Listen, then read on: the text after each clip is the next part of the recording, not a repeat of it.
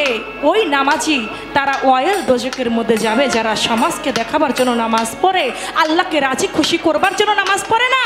তারা দোজকের ভয়ে নামাজ পড়ে, আল্লাহর ভয়ে তারা নামাজ পড়ে না, তারা বেহেশতের আশায় নামাজ পড়ে। আমার আল্লাহ বলে যেজন বেহেশতের আশায় নামাজ পড়ে আমি আল্লাহ সেই নামাজ কবুল করি না।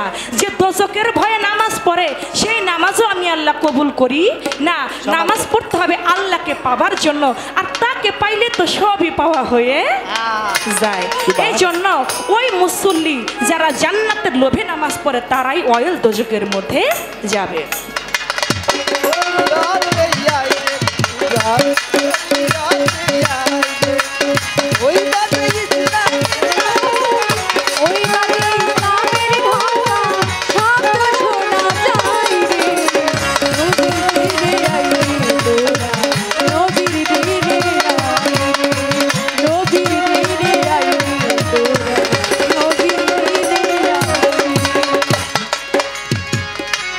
মোহাম্মদী তরিকায় কারা, ইয়েজিদি তরিকায় কারা, এটা আমরা কেমন করে বুঝবো? হুসাইনকে কারবালার মধ্যে শহীদ করলো, 23,000 ছিল তারা মুসলমান। হুসাইন জিজ্ঞাসা করলো তোমাদের মধ্যে কি একজনও মুসলমান নাই? তোমরা যে আমাকে শহীদ করে হত্যা করতে চাও, এ বড় নিগূঢ় রহস্য। এ কথা যেখান থেকে প্রশ্ন করেছেন আমার তো এখানে জবাব করতে হবে বাবা। একদিন জিবরাইল আলাইহিস সালাম বেহেশত থেকে 4 টুকরা কাপড় নিয়ে আমার দয়াল নবীজির কাছে আসলেন। 4 টুকরা কাপড়, 1 টুকরা কাপড় আমার হুজুর পাক তার নিজের জন্য রাখলেন, আরেক টুকরো কাপড় দিলেন হযরত আলীকে, আরেক টুকরো কাপড় দিলেন আমার মা ফাতেমা তো জোহরাকে, আরেক টুকরো কাপড় দিলেন হাসান আলাইহিস সালামকে। আমার মা ফাতেমা দয়াল নবীর কাছে বলে, বাবা আপনি হাসানের বাবা হযরত আলীকে কাপড় দিলেন, কাপনের কাপড় আপনি নিলেন, আমাকে দিলেন, হাসানকে দিলেন, বাবা আপনি হুসাইনকে তো দিলেন না, আপনি হুসাইনকে কি কাপনের কাপড় দিবেন না? বলে মারে এই কাপনের কাপড় তো তারা পায় যারা মৃত্যুর পরে তাদের গোসল দেওয়া হয়, যাদের মৃত্যুর পর গোসল দেওয়া হয় এই কাপনের কাপড় তো তারা পায় না। কয় বাবা তাহলে আমার হুসাইনের কি মৃত্যুর পরে গোসল হবে না, তার কি জানাজা হবে না? কয় মারে আমার হুসাইনকে কারবালার মধ্যে নির্মম ভাবে হত্যা করা হবে, এমন ভাবে হত্যা করা হবে তার দেহ থেকে তার সেন্টটা আলাদা করে ফেলবে। কয় বাবা সেদিন আপনি না হুসাইনের নানা, আপনি হুসাইনকে বাঁচাবেন না? বলে মারে আমি কেমন করে হুসাইনকে বাঁচাবো, কারণ আমি যে হুসাইনের আগেই দুনিয়া ছেড়ে চলে যাব। বলে বাবা তাহলে আমার হুসাইনকে কারবালার মাঠে মানুষ মেরে হত্যা করবে আমার হুসাইনকে। ও বাবা হুসাইনের বাবা হযরত আলী, সেদিন হযরত আলী গিয়ে বাঁচাবে আমার হুসাইনকে। বলে মা ফাতেমা রে সেদিন হযরত আলীও দুনিয়ার বুকে থাকবে না। বলে হযরত আলী যদি তার বাবা হয়ে না থাকবে, সেও যদি চলে যায়, ভাই বড় ধন রক্তের বাঁধন, তাহলে হুসাইনের যিনি ভাই হাসান, হাসান ভাই হইয়া ভাইকে বাঁচাতে অবশ্যই কারবালার মাঠে যাবে। আমার দয়াল নবী বলে ফাতেমা রে সেদিন হাসানও দুনিয়ার বুকে থাকবে না। কয় বাবা সেদিন আপনি থাকবেন না, সেদিন তার বাবা আলী থাকবে না, সেদিন হাসান থাকবে না, সেদিন যদি কেউই না থাকে আমি কারবালার মাঠে আমি মা নিজেই যাব আমার সন্তানকে বাঁচাইতে। এ কথা যখন বলে আমার দয়াল নবী দু চোখের পানি ছেড়ে দিয়ে বলে মা ফাতেমা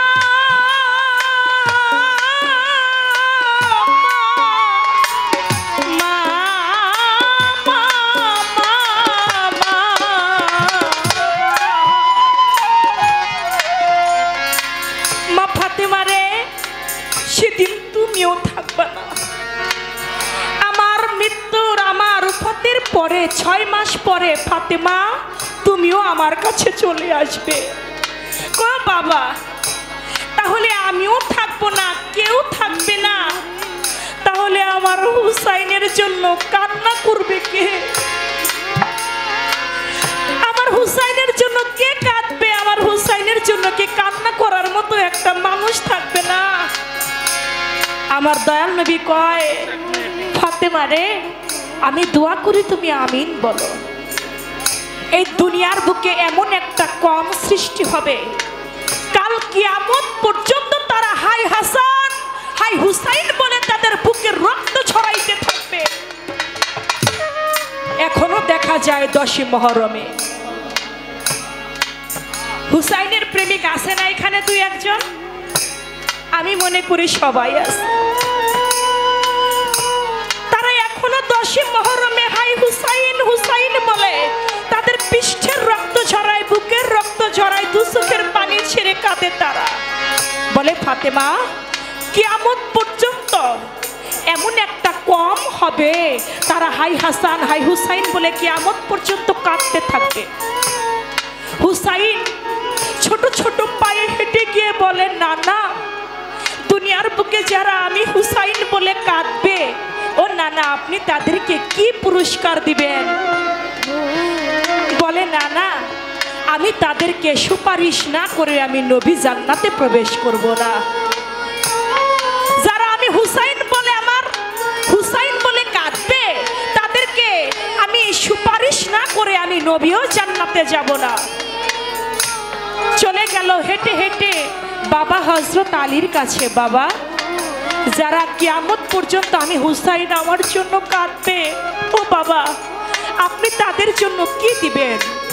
বলে, হাসরের মাঠে আমি তাদেরকে কাউসারের পানি পান করাবো।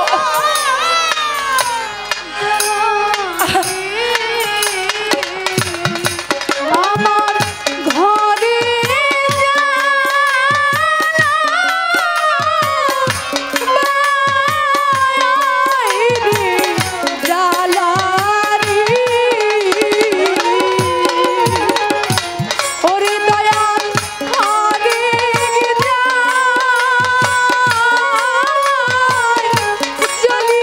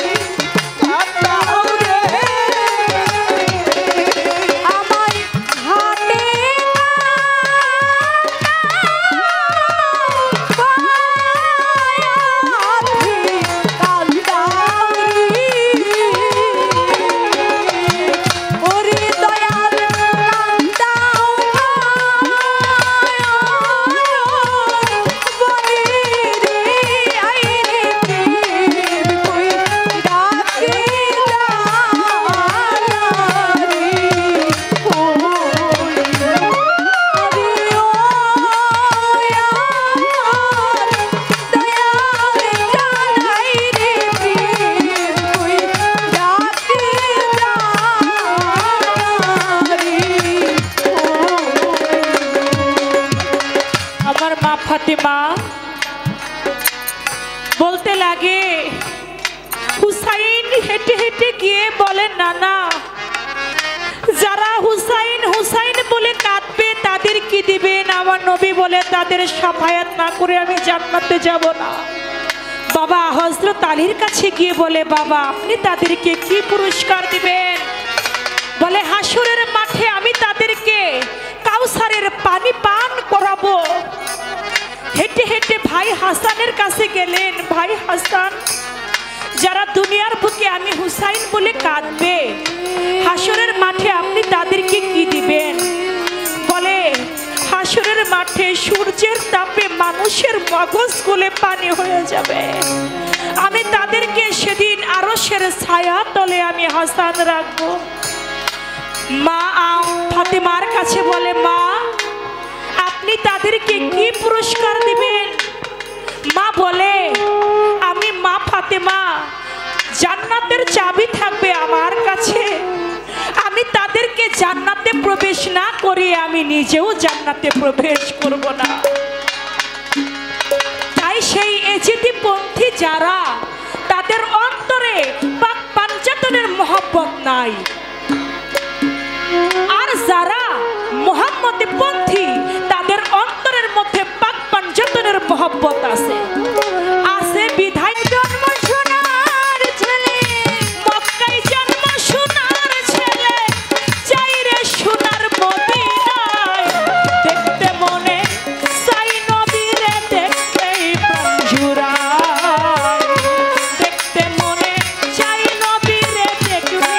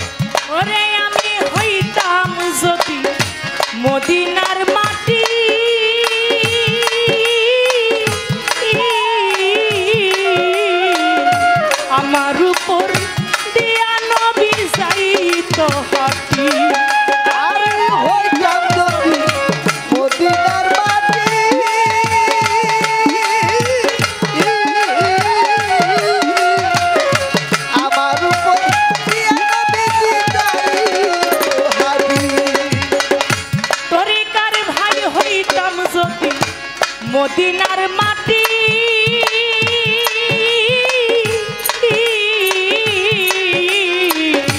আমার উপর দিয়া নবী যাইতো হাঁটি আমি মদিনার ধুলা হইলে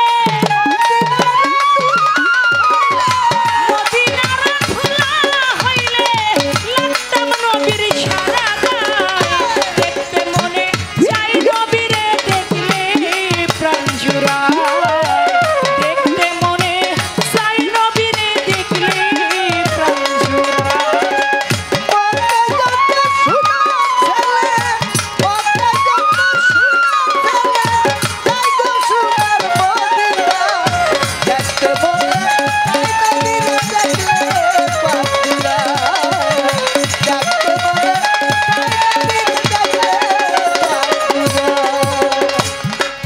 এবার আপনার কাছে আমার প্রশ্ন থাকবে আপনি বলবেন মারফতের মধ্যে এমন একজন ফকির ছিলেন তিনি 40 বছর তিনি ঘুমান নাই সেই ফকির 40 বছর ঘুমায় নাই 40 বছর অনিদ্রায় থেকে একজনের ভয়ে তিনি 40 বছর পর্যন্ত শুধু কাঁদতেন এমন ভাবে কাঁদতেন কাঁদতে কাঁদতে তার চোখের পানিতে তার মুখের মধ্যে একবারে পাখিতে ঘা হয়ে গেল চোখের পানিতে মুখের মধ্যে ঘা হয়ে গেছে ওই মুখের ভিতরে একটা পাখি পর্যন্ত বাসা করেছে আপনি বলবেন সেই মারফতের ফকিরটাকে তার নাম কি তিনি কার ভয়ে 40 বছর পর্যন্ত অনিদ্রায় থেকে তিনি কান্নাকাটি করেছিলেন কেন কান্নাকাটি করেছিলেন 40 বছর কান্নাকাটি করাতে তার চোখের পানিতে তার মুখের মধ্যে ঘা হইয়া মুখের মধ্যে পাখিতে বাসা করে ফেলেছিল কোন পাখিতে বাসা করেছিল সেই ফকিরকে তার নাম কি কেন তিনি 40 বছর পর্যন্ত কেঁদেছিল ছোট এই একটা কথা রইল আরেকটি কথা আপনার কাছে জানবো এই যে ওরস মাহফিল হয় পীর ফকিরের দরবারে ওরস মাহফিল হইলে ওলি আল্লাহর দরবারে মাহফিল শেষে বা প্রথম